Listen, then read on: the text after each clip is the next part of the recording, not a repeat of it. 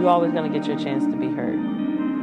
If you stay yourself consistently, if you grow, keep growing for yourself, not to be seen. It's the difference between attention and intention. So if you're staying intentional, then it's going to garner attention. But if you're just searching for attention, you're going to attract the wrong attention too. Hi, so my name is Richelle Gemini, and you're watching Some TV. What's good? How you doing? I'm doing well. How are you doing? I'm doing amazing. All right. Well, welcome to Some TV, Richelle Gemini. Let's go. All right, cool. Well, first off, I just want to commend you on your journey. We always look at people that have strong state of minds, and you are someone. I mean, of course, I've seen you for a long time. All your life. All my life. All my life. For people that don't know, this is my sister, but she is way more than that. Let's go down the list. Poet. Ding. Rapper. Ding. Actor. Ding. Comedian. Ding. Director. Ding. Mother. Ding. Poet. Oh, wait, we said that already. Host. Hold up. Oh, teacher. But as you would call it, A facilitator of learning. Granddad taught me that. A facilitator of learning, and from our grandfather at that, who is a facilitator of learning. I'm a facilitator of learning. It just runs in the blood. It runs in the blood. You know what I'm saying? So we are going to ask a few questions just to see how your state of mind really is. Okay. All right. So first question: what is one rule that you live by? Don't celebrate too long and don't be mad too long. Don't celebrate too long. Don't be mad too long. Yeah. Give me a little explanation. Well, we live in a space where I feel like, you know, I mean, I've heard it before. People like, I used to do this and I used to do that and I used to do that. They're still celebrating something that happened so far long ago. Yes, you should have gratitude that you were able to complete a task or, you know, get an award or do certain things. But my mind is so focused on the bigger picture of it all that, you know, me not just being like, oh, I did do that. Oh, I did do that. Oh, I did do that. I'll go through them and be like, I'm grateful, but I don't stay focused on that particular win too long. For sure. It's just a moment. Exactly. So it's like completing a test. But there's still more tests to be taken, you know? Oh, yeah, no.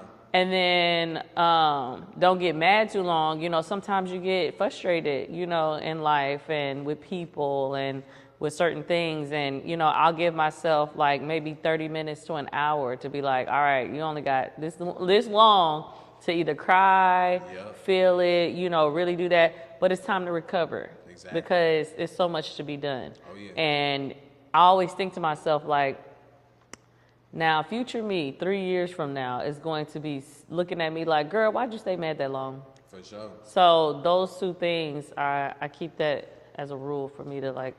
So don't celebrate too long. Don't be mad for too long. Mm-hmm. That's a good one. I like that.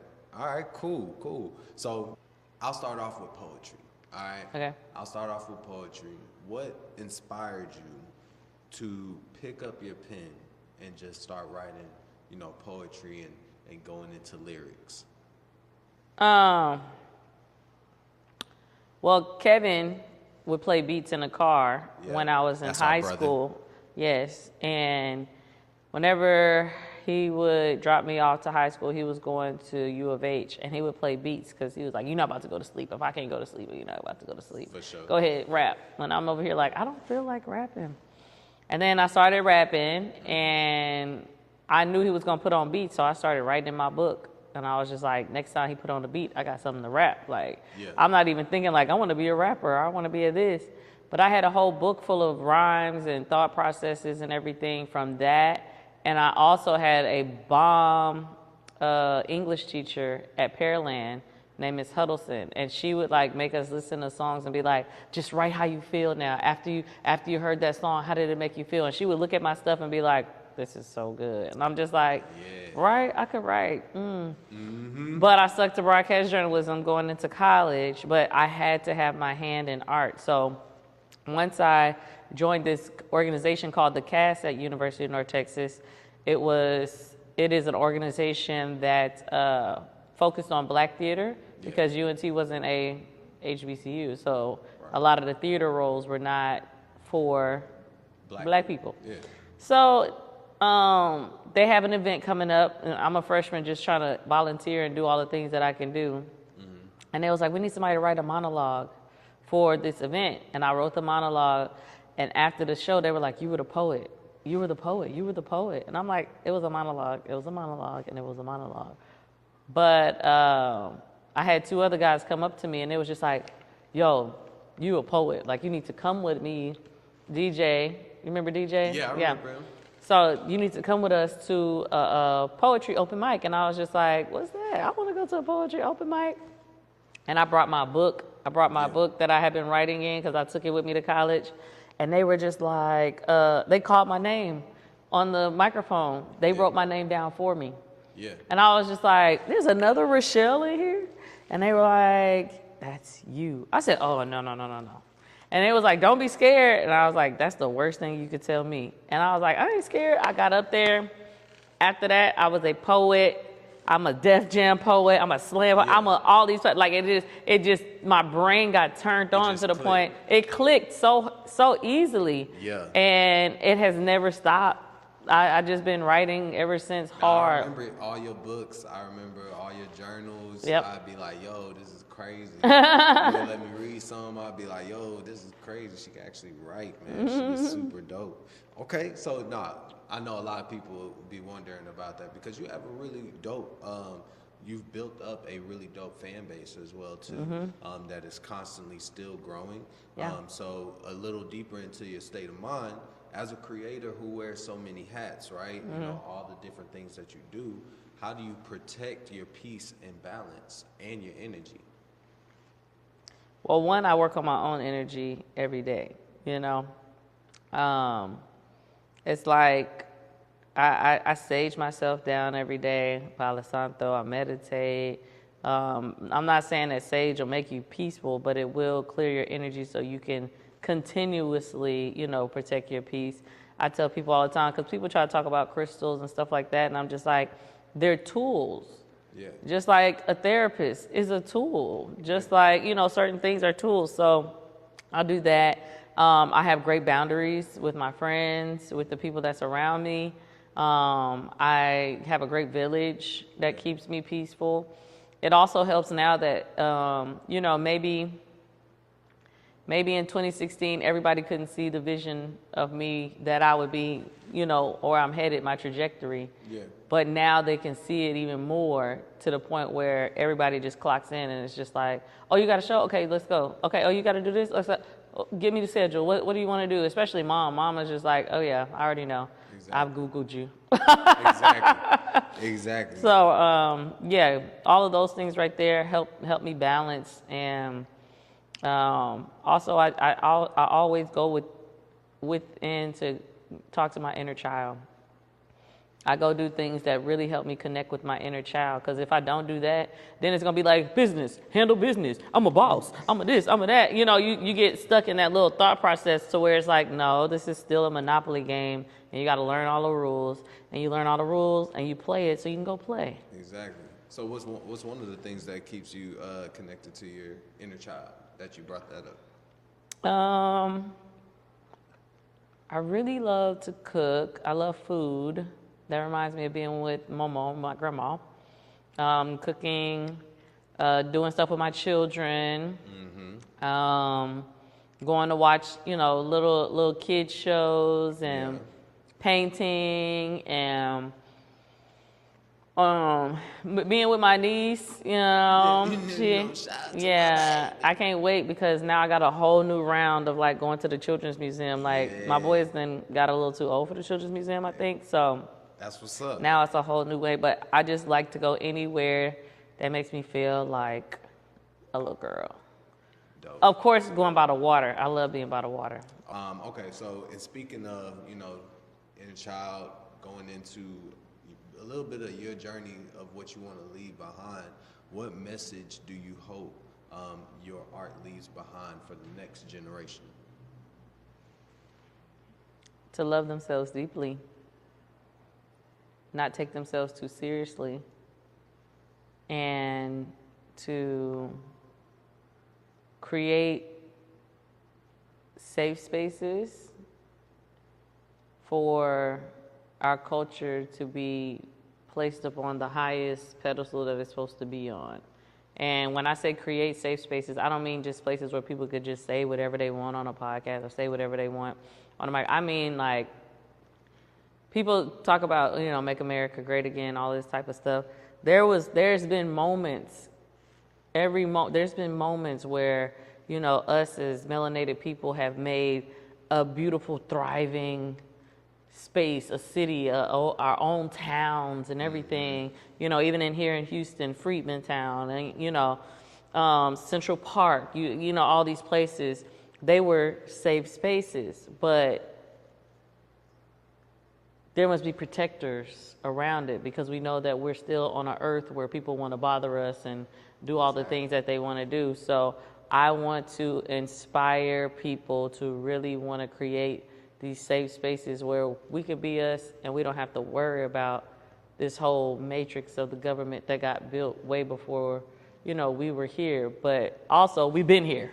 Like, we've been here, and I want people to understand that, there's a reason why older people have this phrase like, oh, you've been here before. You've been here before. You've been here before. So get your heaven here. Yeah. You don't have to just wait for a heaven that you got promised early on while they take over all the things that are our heaven. Exactly. So, I just want to spark that, because that's what I'm doing within myself, and trying to talk to my family about, like, let's find our heaven here, because we shouldn't have to wait. Yeah. I feel that. Okay. All right. So say this scenario of a little girl reminds you of yourself, right? And she walks up to you. She says that she's a poet. She's around like 13, 14 years old. What advice will you give that young artist who she's feeling a little bit unseen and unheard? She's feeling unseen and unheard? Well, I feel like there's just like fashion goes around, you're always going to get your chance to be heard. If you stay yourself consistently, if you keep growing for yourself, not to be seen. It's a difference between attention and intention. So if you're staying intentional, then it's going to garner attention. But if you're just searching for attention, you're going to attract the wrong attention too. So, and I'm not saying staying intentional won't garner that too, because I just because of the way I look, sometimes men just say the most craziest things, but I don't get so much of it because I'm not just doing things for attention. I'm doing it with intention. Exactly. So to worry about if she's not getting seen or heard, that's not the reason that you're giving a gift. You're giving a gift to give that present to who's supposed to hear it. Not for you to be like, I want to be heard. It's more like, I get to be heard by whoever's supposed to hear me. And I've kept that mindset for the longest. So, but I'm in gratitude at everybody hearing a lot of the stuff that I do now. So, yeah.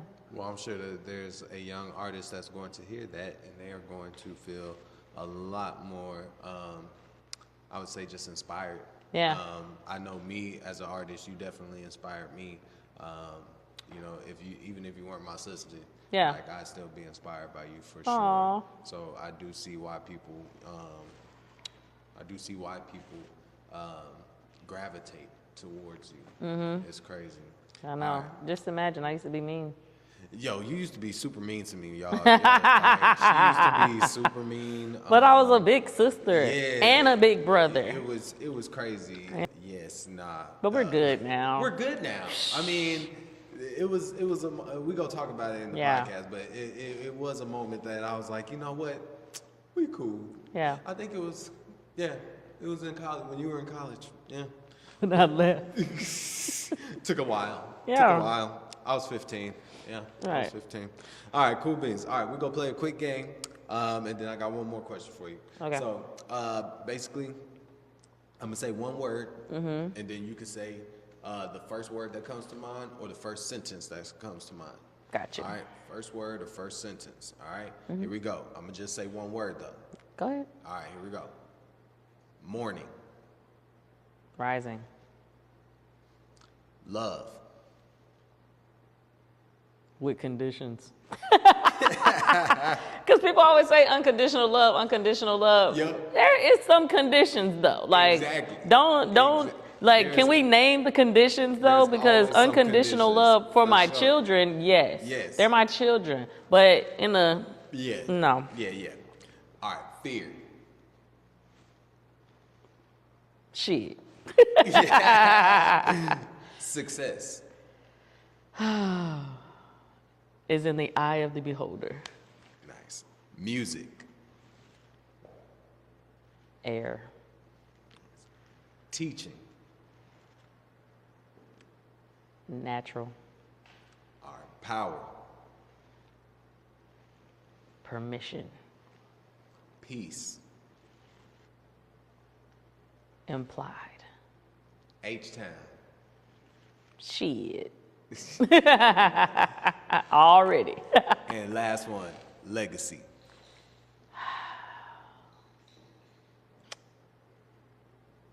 That's why I do it. That's why I do it. All right, cool. That's gonna be dope. All right, here we go. Last question. What's next? What's next for Miss Richelle Gemini? All right, what are you manifesting in the next season of your life?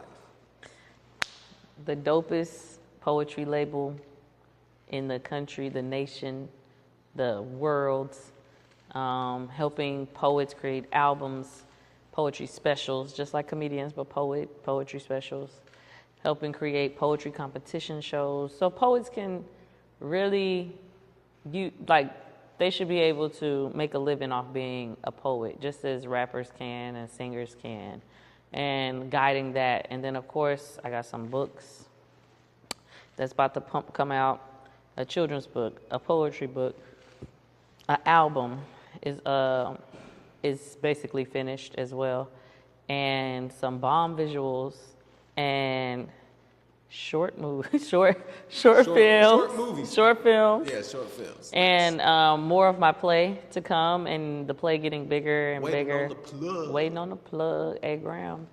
And hopefully just living outside of this country too. Yo.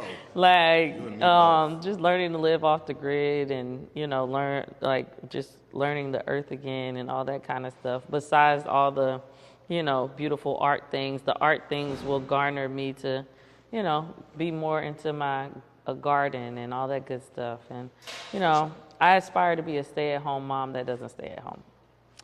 I love it. Yeah. I love it. Well, thank you so much for coming down, sharing your state of mind with us. Yeah. We appreciate you, and always protect your state of mind. It's protected. Fire. All right.